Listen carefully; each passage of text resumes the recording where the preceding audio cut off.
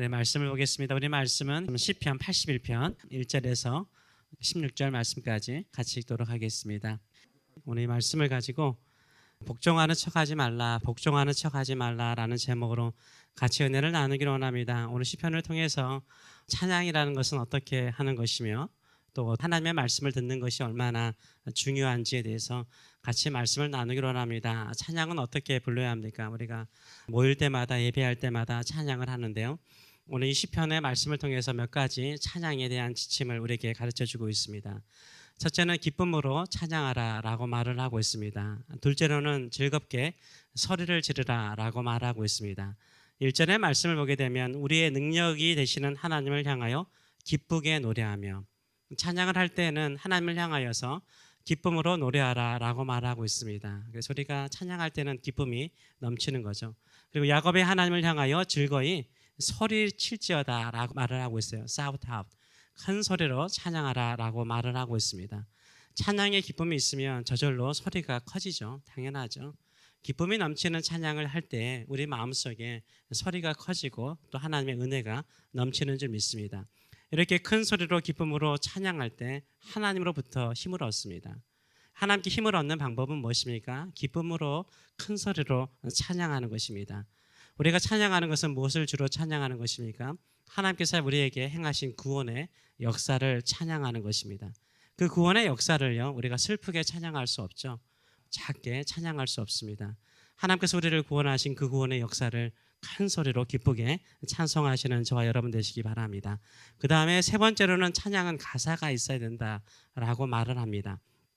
시를 읊으며 이 시편에 곡조를 넣어서 찬양하라는 거죠. 그 다음에 네 번째로는 소고를 치고 아름다운 수금의 비파를 아울리라라고 말하면서 모든 아름다운 악기로 함께 하나님을 찬양하라라고 말을 하고 있습니다. 그래서 가사가 있는 찬양을 해야 됩니다. 그 가사는 이미 나오지만 이 시편에 나와 있는 수많은 구원에 대한 역사는 출애굽의 역사거든요. 이스라엘 백성들에게 구원은 출애굽이에요. 노예의 삶에서 구원하신 하나님의 그 놀라우신 역사를 찬양하는 것이 그들의 구원입니다. 그래서 그것을요, 가사를 가지고 읊조리면서 찬양을 하게 하시고 악기를 통해서 찬양하게 하십니다. 또한 이 찬양은요, 하나님께서 규칙적으로 하라라고 말씀하세요. 초하루와 보름과 우리의 명절에 나팔을 불지어다. 나팔을 부는 날은 모이는 날이거든요. 나팔을 불어서 모든 사람들이 함께 모여서 하는데, 초하루는 우리가 알다시피 음력으로 첫날 1일을 말하고 보름은 15일을 말하지 않습니까? 초하루와 보름과 명절에는 다 나팔을 불고 하나님을 향하여서 찬양하라라고 말을 하고 있습니다. 이 찬양은 하나님께서 우리에게 뭐 하라는 거예요? 명령이에요. 이는 이스라엘의 율례요 야곱의 하나님의 규례로다라고 말하고 있어요. 하나님의 백성인 우리가 마땅히 행해야 될 의무라고 말을 하고 있어요. 찬양하는 것은 우리가 하나님께 마땅히 해야 될 의무요 규례인 줄 믿습니다. 그렇다면 이 찬양에는 어떤 내용이 들어가 있습니까? 이 찬양은 하나님께서 행하신 일들을 찬양하는 거예요. 그 안에 하나님이 행하신 그 일들 안에, 구원의 역사 안에 하나님의 성품이 다 들어가 있죠. 하나님의 성품과 하나님이 행하신 그 구원의 역사를 찬양하는 것입니다. 그래서 찬양의 내용에는 구원이 있어야 됩니다. 내가 받은 구원, 죄의 구속, 예수 그리스도의 부활, 이런 것이 있어야 됩니다. 우리 성도들에게, 신약 성도들에게 행하신 하나님의 구원은 무엇입니까? 예수 그리스도께서 이 땅에 오셔서 인간의 몸을 입고 십자가에서 죽으신 보혈, 그 흘리신 보혈, 그 십자가의 은혜, 그리고 3일 만에 부활하신 그 부활과 승천, 다시 오신다라는 그 약속, 그것을 기다리는 성도의 삶, 이게 우리의 구원의 역사죠. 이런 것들이 가사 안에 있어야 돼요. 그리고 그것을 기쁨으로 찬양해야 돼요. 예수 그리스도의 보혈을 찬양할 때 눈물 나죠. 그런데 그 눈물은요, 슬픔의 눈물이 아니죠. 내가 그 보혈로 말미암아 구원받은 기쁨의 눈물을 흘리면서 찬양하는 거예요.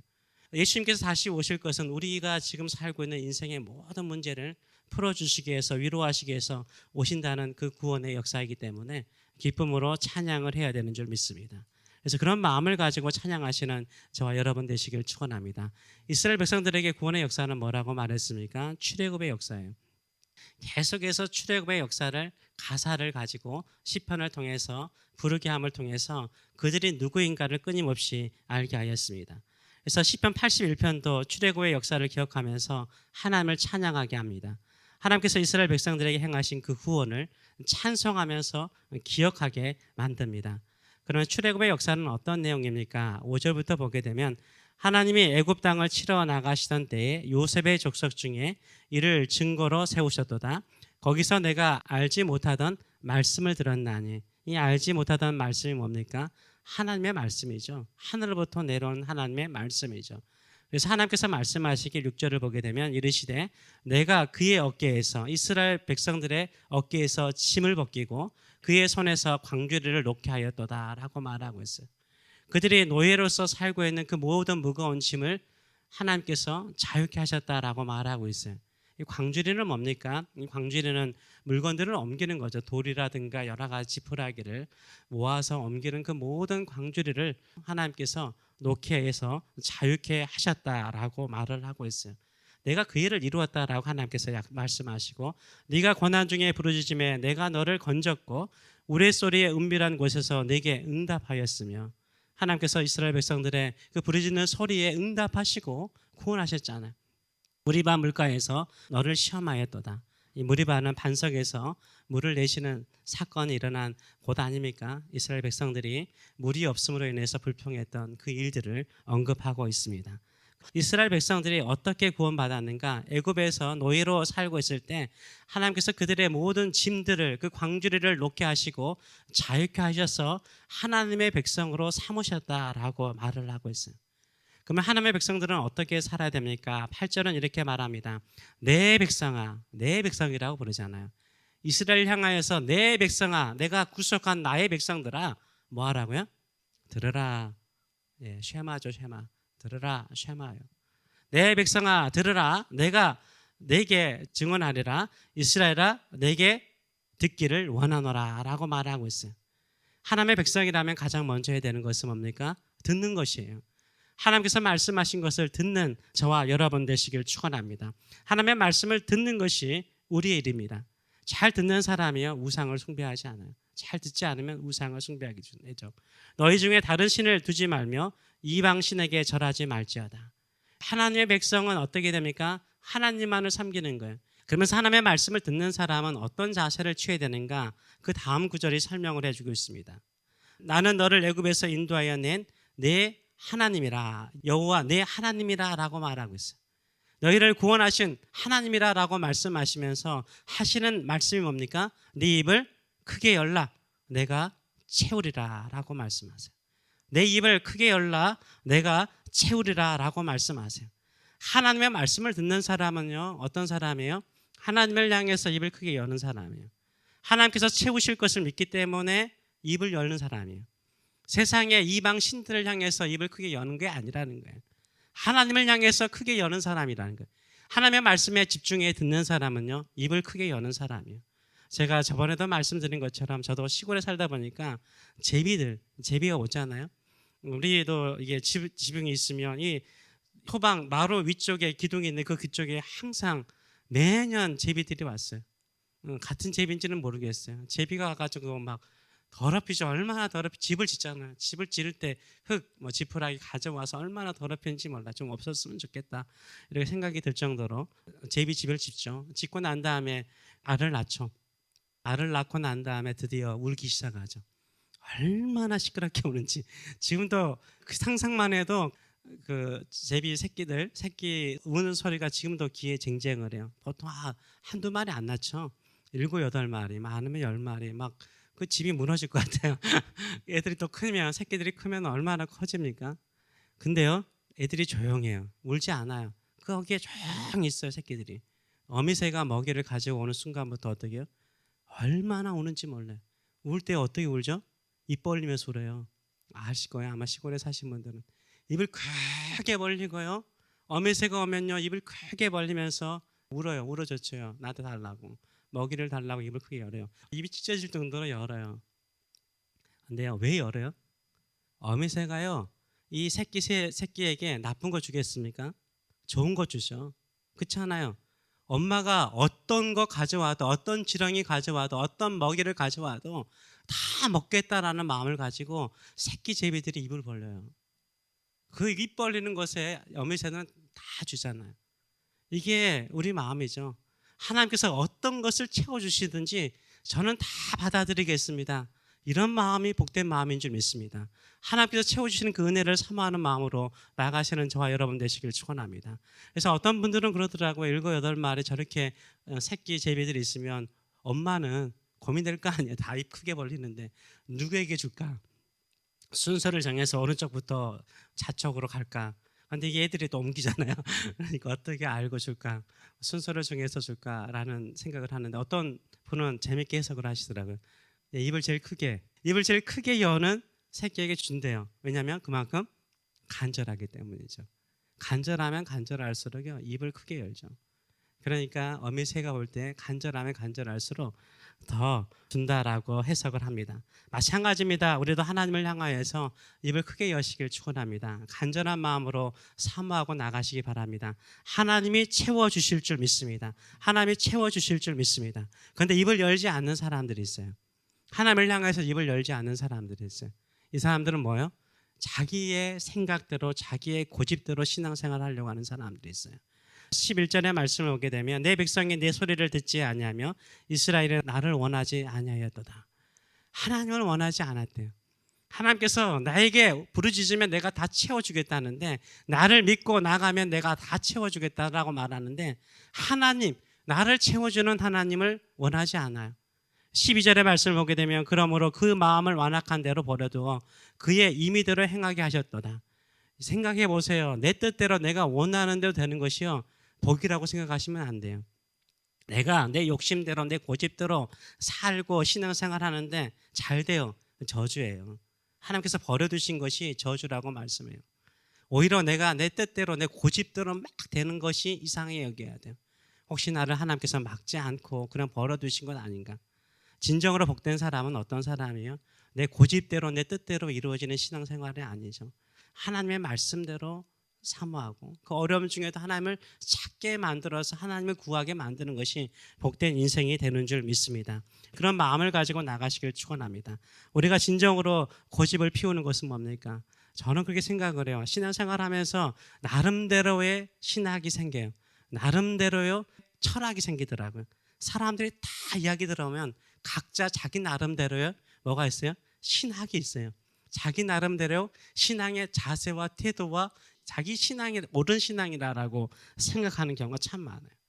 이게 이제 신앙의 성장을 막아버리는 경우가 참 많거든요. 굳은 마음이 안 되려면 부드러운 마음이 돼야 돼요. 이 부드러운 마음은 뭡니까?